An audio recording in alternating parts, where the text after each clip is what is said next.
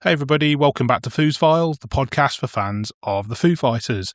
It's Dan here, as always. Hope you're having a great week. And we've got another new song to talk about, haven't we? Of All People was released on Friday. Track number 4 from the forthcoming album, Your Favourite Toy. Well, correct me, sorry, it's actually track number 2 on the track listing, but release number 4 from the new album, the 12th Foo Fighters studio album. Anyway, so I've had plenty of messages from you guys about that and some fairly, shall we say, split opinions on this one. So we're going to do your messages. And then also with that first show coming up on the 28th of April in Connecticut, I'm also going to start to think about set lists, which is always a huge talking point among the fan base, especially for a band that's now got 12 albums under their belt. I'm going to go into the tour set list stuff in a bit more detail next week, but I did ask for your initial hot takes as a little taster to that, and that stirred up some pretty strong opinions too, as you can imagine. And yes, I know it is a little bit early with the set list talk because we've not yet heard the album in its entirety, but everything's starting to come so thick and fast now from the 24th of April onwards. The album comes out, then the show is only 4 days later, so I was keen to cover this off sooner rather than later, really. So, on to Of All People then, as I said, the 4th release from Your Favourite Toy.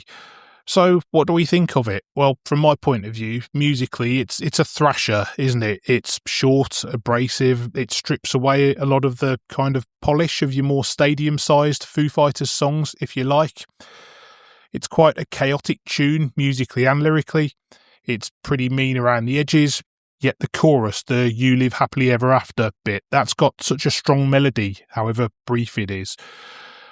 I likened it to Green Day, didn't I, in the last episode, which that chorus bit, I'm sticking to that. I really do believe it's got shades of Green Day in there. Lyrically, this is where the interpretation gets quite interesting because you initially look at the words or listen to the words and you go, is there really a lot being said here? And there's some quite clumsy rhyming couplets, if you like, until you understand what they're about. Of all people, you survived when no one else could stay alive. You should be dead, but you're alive instead. As I say, they do sound a bit clumsy in isolation, but then you hear or read Dave talk about it and things become a lot clearer, a lot deeper, because it's basically about the randomness of life and death and survivor's guilt, really. If you think back to the interview the band did with The Guardian in March, the Guardian, the British newspaper, it was probably the most comprehensive of all the media interviews the band have done so far. Dave kind of reveals he wrote Of All People after bumping into a drug dealer from the 1990s that he quotes was getting everyone fucked up on heroin. And he goes on to say, I hadn't seen them in 30 years and they're alive, healthy and sober. I was so happy that this person survived, while at the same time I was devastated because of all the people that I know that we've lost to exactly that drug. I was so fucking angry, but at the same time so grateful to see them alive and well. Again, a conversation with myself feeling so conflicted and divided. When I read the lyrics back, I mentioned them to my therapist. Is this survivor's guilt? So that really puts into sharp focus what he's trying to get across lyrically, and to me that helps elevate the song a couple of notches.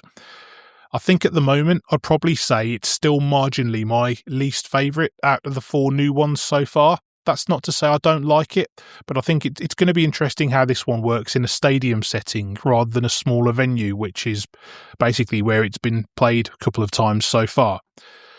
Now, I did read one review from a fairly reputable music website that gave it 1 star out of 5, listing some of the elements that I've talked about just now as clear negatives. But even so, I mean, as I read on, it kind of became clearer that this writer had a bit of an axe to grind against Dave. He had a bit of a vendetta, don't know why. I'm not going to give them any further credence by naming them, but I was just like, come on, you're entitled to not like the song, as many people don't, but at least show some impartiality for God's sake. But anyway, that's that. Speaking of which, the fan comments I've had from you guys have been a little bit mixed, shall we say, too. So this is the listener comments for Of All People, plus your tour set list hot takes, your wants and your don't wants, and there are plenty of those. So first up, we've got John War, who says, Of All People, very rocking and raw, wasn't expecting it to be so biting, and then on the set list he adds, I'd love to see more There Is Nothing Left to Lose representation. So yeah, if you've been listening to this from day one, you'll know a bit about my story, that There Is Nothing Left to Lose is the album that got me into the band, really. So I'm always happy to hear songs off that. We'll probably get Aurora, we'll probably get Learn to Fly. I really hope we still get Stacked Actors. Headwires is an amazing song, but I very much doubt we'll get that. You never know. But yeah, I'm all for There's Nothing Left to Lose, so thanks for that, John. Next, we've got Josephine Sierra. She says, when I heard Of All People, the lyrics hit hard. I've had that feeling a few times in my 58 years, running into people who I never thought would pull through the shenanigans of their youth. Can't wait to hear your favourite toy live. Others on my want list are Living Skin, DOA and Let It Die. Melanie Seabrook, she says, to be honest, this one doesn't quite do it for me. Not sure why. I've given it a fair few listens. I like the more punky vibe, but it's not quite connecting. Will Waghorn, I for one was really excited for this track from the moment they played it at the Academy in Dublin. It sounded awesome live, but when it came round to listening to it when it was released, I was really disappointed from the mix of the song. To me, it sounded distorted, and that's even with my Spotify EQ turned off. It was awful, unlike Caught in the Echo and Your Favourite Toy, which were both decent but still lacklustre mixes. I love the way it sounded, it's just the mix that really lets the song down. That's interesting. We've talked before a little bit about production gripes, so that's something that Will has picked up on. Our good friend Kim Hearn, she sent quite a long message, so I'm going to paraphrase this one a little bit. She says, it got into my head the quickest out of the new songs. Might be the more instantly catchy tune. Now intrigued to hear the other 5 songs. On set lists, I can see Your Favourite Toy being an opener. People can bounce to it. They could do with dropping All My Life as the opener. I've said that on a previous episode too. She talks about surprises such as Enough Space at the Singapore show, which she went to.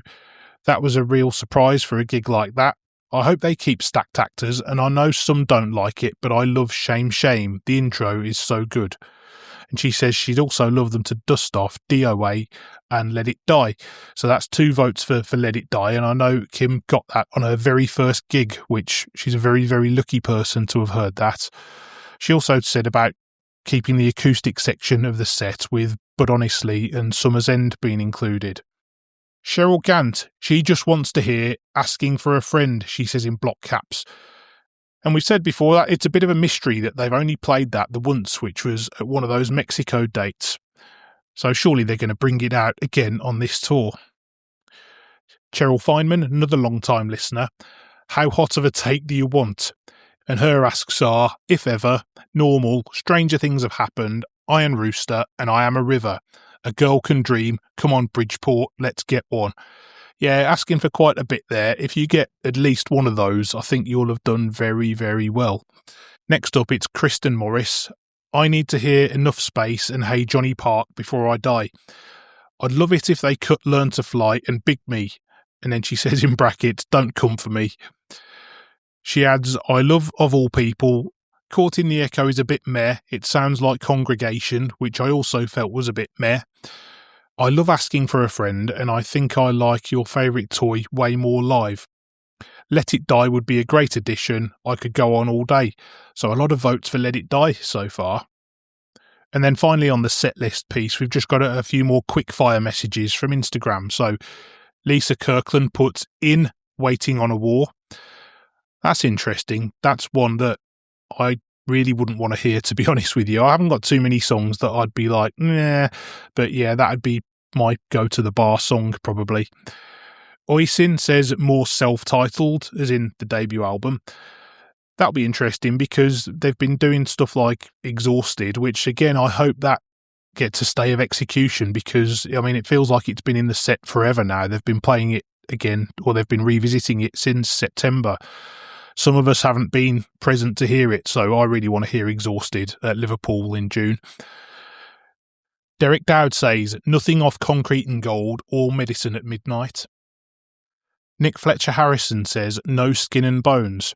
Now, I'm going to out her here. Nick is actually my wife, and she loves the Foo Fighters nearly as much as I do, but she really can't stand Skin and Bones. It's not that bad, but it wouldn't be an automatic choice for me in the set list either.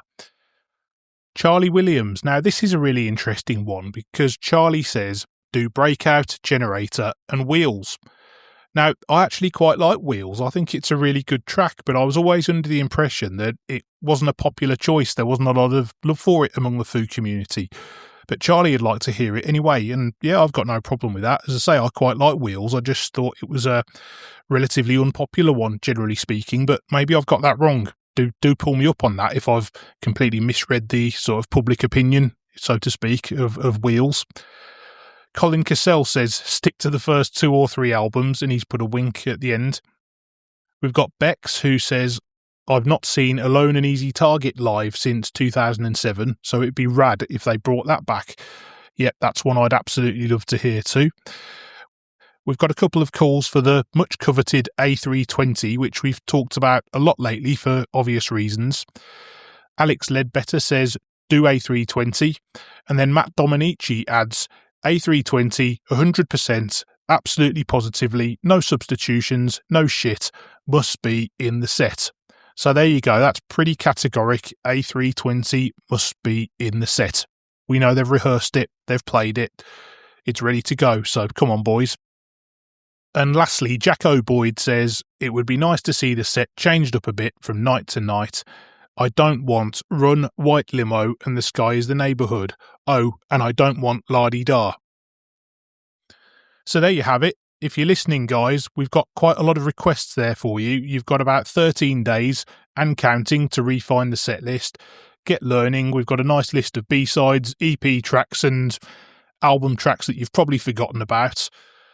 Anyway, hold that thought because next week we'll be less than a week away from Bridgeport, Connecticut, the first show of the tour. So I'm going to give you my tour set list just to stir the pot a little bit more.